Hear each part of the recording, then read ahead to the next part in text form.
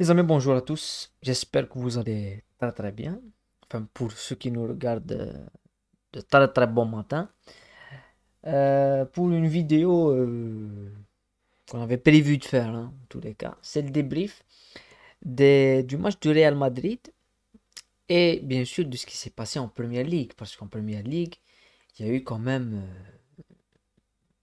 C'est le championnat le plus puissant au monde, le plus fort au monde. Et il nous le prouve. Il nous le prouve une nouvelle fois parce que le nombre de rebondissements que tu peux voir et la qualité des matchs et le football proposé et euh, tous les scénarios inimaginables ben, sont au rendez-vous. Donc on va parler de la victoire du Real Madrid, mais aussi on va parler de la reprise d'Arsenal qui reprend cette première place et qui peut creuser l'écart avec Manchester City. Donc n'oubliez pas de liker au maximum le débrief et de vous abonner à la chaîne. On va commencer par le Real Madrid parce que je pense que le Real Madrid et ce joueur-là, il est tout simplement énorme. Il est tout simplement énorme, il est tout simplement euh, magistral. euh, Federico Valverde, qui c'est un joueur qui certes avait eu une très très bonne début de saison et puis on a eu après la Coupe du Monde et même durant la Coupe du Monde il n'a pas été le joueur qu'on attendait avec l'Uruguay mais aussi avec le Real Madrid avec ce retour un petit peu compliqué, un petit peu difficile, mais depuis quelques matchs, depuis la Coupe du Monde des clubs on le retrouve. On retrouve ce joueur finisseur, on retrouve ce joueur qui se projette, on retrouve son énergie dans le jeu. Et le fait que ce joueur-là a été. C'est un soldat de Carlo Ancelotti et il lui rend très très bien sur le terrain parce que ses qualités de guerrier, ses qualités de joueur de toute surface, parce que c'est pas uniquement un défenseur ou un milieu de terrain ou un milieu récupérateur. Il est performant sur tous les plans. Donc Federico Valverde, pour moi, c'est l'homme du match. Pour moi, c'est l'homme du match. Pas parce qu'il n'y a pas d'autres joueurs qui ont fait de bons matchs. Kamavinga, j'ai bien aimé son match. Je trouve que Kamavinga fait un très très bon match, même si il se blesse très très vite. Vinicius 3 face à face à raté. 3 face à face à raté de Vinicius. Mais au final, il fait la passe décisive qui amène le but. Ce qui prouve que Vinicius, si le match se termine 0-0, c'est le premier responsable du 0-0 du Real Madrid, comme on va le dire, comme on va le voir avec Haaland, avec Manchester City. Mais à part Vinicius, et Vinicius, c'est le seul joueur du Real Madrid qui est capable de créer des actions. Le danger vient de Vinicius. C'est lui le danger du Real Madrid. Donc c'est vrai qu'il a beaucoup de déchets. Certainement ce sera encore plus. Mais il faut voir comment il récupère des face à face. C'est des longs ballons ratés, des longs ballons de Militao euh, ou du milieu de terrain, des longs ballons dans la profondeur et que lui doit batailler, doit récupérer, doit voler, doit chipper des ballons. Donc ce n'est pas des balles millimétrées données, même s'il y a une première mi-temps qui est millimétrée et qu'il la rate, il rate des face à face vraiment d'une manière assez étrange, assez bizarre. Mais à la fin, c'est lui qui débloque la situation, c'est lui qui marque, il y a hors-jeu. Donc il est très très performant. Et je dois finir avec quelqu'un, pour moi c'est Carlo Ancelotti. Parce que Carlo Ancelotti, avant le match contre Militao, le retour de Militao, c'est quand même c'est décisif. C'est très très décisif le retour de Militao. Parce que pour moi, Militao, il est très très important pour cette équipe du Real Madrid. Mais Carlo Ancelotti, avant la Coupe du Monde des clubs, on a parlé de sa situation. On a dit que c'est vrai que tu perds contre Mallorca et même avant, tu fais un nul contre la Real Sociedad qui déjà te fait perdre des points au Bernabeu. C'est pas serein, c'est pas. Voilà. Et tu perds la Super Coupe contre le FC Barcelone. On a dit qu'après la Coupe du Monde des clubs, c'est un titre qui peut relancer le Real Madrid. Et on l'a devant nous. On a un autre Real Madrid, le Real Madrid de Carlo Ancelotti. Certes, ce soir, ils s'en sort grâce à ses individualités. Mais c'est un entraîneur qui est capable de remobiliser des groupes et qui est capable de garder son groupe très très concentré.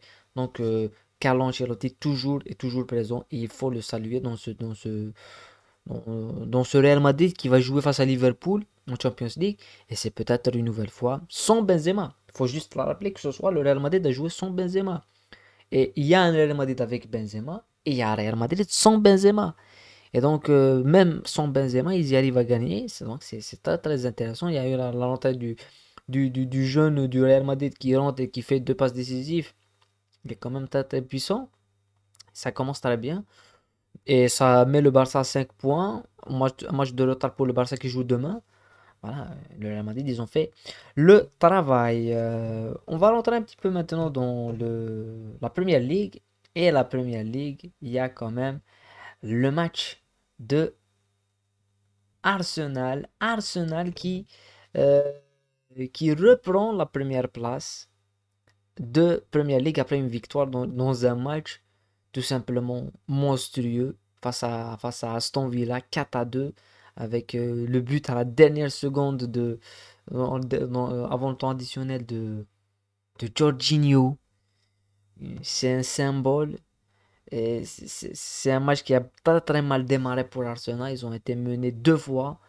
Ils ont pu revenir et mettre ce troisième et puis ce quatrième but. C'est un match de titre.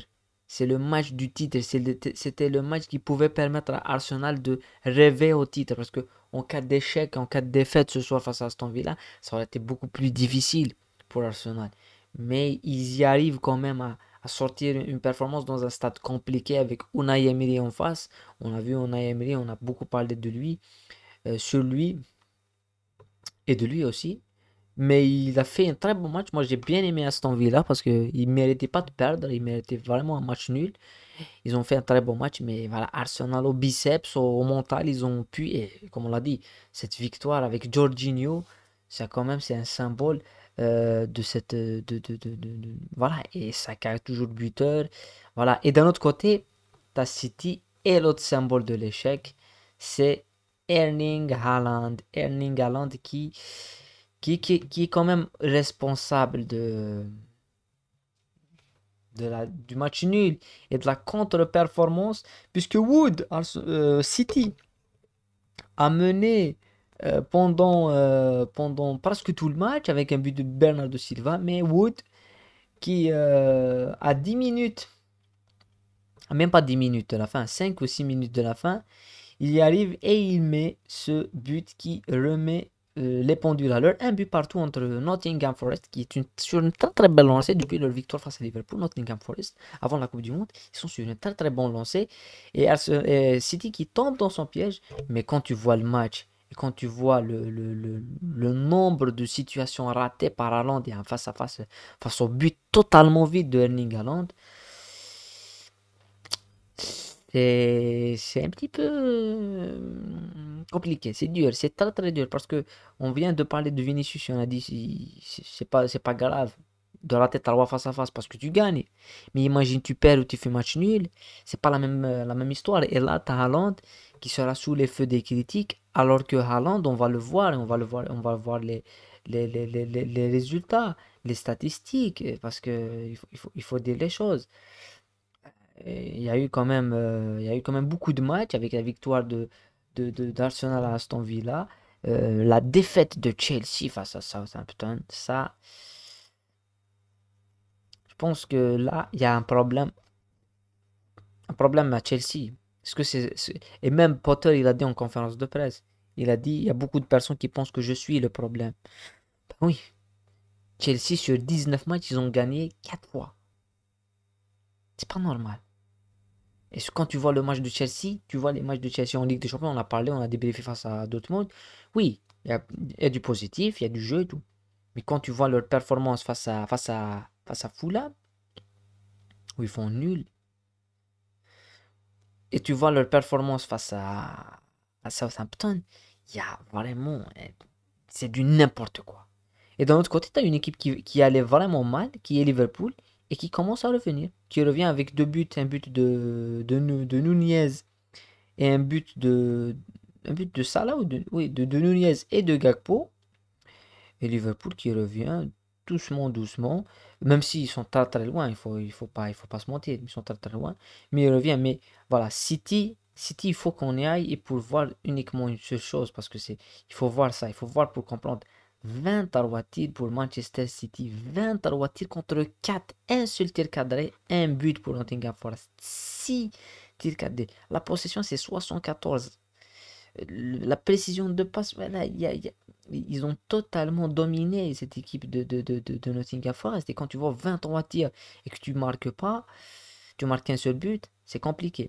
Et au classement, ça change tout. Au classement, ça change complètement tout avec Arsenal qui reprend cette première place avec 54 points, avec 2 points sur Manchester City. Et avec un match de retard, donc ça peut aller jusqu'à 5 points. Ça peut aller jusqu'à 5 points d'avance. Arsenal peut avoir 5 points sur Manchester City. Et demain, Manchester United qui joue face à Leicester dans un très très bon match, eh bien ils peuvent quand même revenir à 3 points de Manchester City quand même. Voilà. Même si la différence de but, moi je dis, elle est toujours en faveur de City et que la Premier League, on est à la 24e journée. Il reste quand même 14 journées, 14 matchs. Et quand on voit sur une seule journée comment tout peut changer, moi je pense que voilà, la Premier League est encore jouable pour les deux équipes, pour City, pour Arsenal, et même je vais aller plus loin, pour Manchester United. Parce que Manchester United, on l'a vu, c'est une équipe qui, certes, ils ont eu un faux pas, ils ont perdu face à Arsenal, mais c'est une équipe qui, même on l'a vu face à Arsenal perdre, même face à Manchester City, même face à Liverpool, même dans leur victoire et dans le match nul, même face au Barça, c'est une équipe qui est l'équipe la plus compliquée à jouer, c'est le Manchester United de Ten Hag. Donc je mettrais bien un billet. Manchester, je les vois bien voler la deuxième place. S'ils terminent pas, ils voleront la deuxième place. C'est vrai que le championnat, ils sont très très loin. Ils sont pas très très loin parce que ils ont un match de retard. S'ils le gagnent, ils reviendront à 5 points d'Arsenal. Et 5 points, c'est rien. Voilà. En tous les cas, c'était une très très belle journée, un très très beau samedi. On se retrouve dans d'autres débriefs et dans la suite avec peut-être le débrief du Barça contre Cadix en championnat. Est-ce que le Barça peut résister à cette mini pression, on va pas dire c'est une grande pression du Real Madrid qui revient à 5 points et remettre l'écart à 8 points. Voilà. Sinon, on se retrouve dans d'autres vidéos, dans d'autres débriefs. Prenez soin de vous et à très bientôt.